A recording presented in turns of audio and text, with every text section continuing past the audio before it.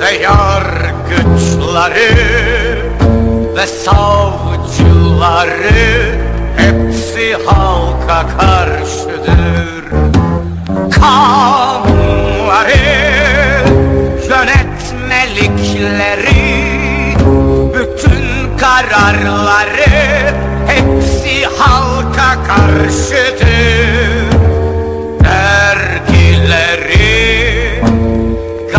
Gazeteleri, bütün yayınları hepsi halka karşıdır. Onların hiçbiri onları kurtaramayacak. Onların hiçbiri onları kurtaramayacak.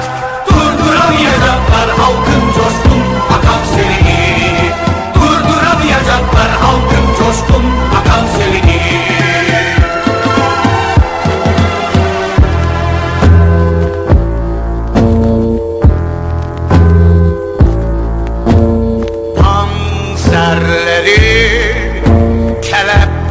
Kelepçeleri, bütün silahları hepsi halka karşıdır.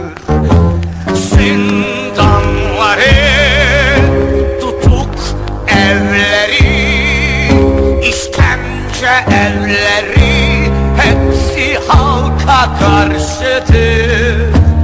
Borsaları ve şirketleri ve iktidarları hepsi halka karşıdır. Onların hiçbiri onları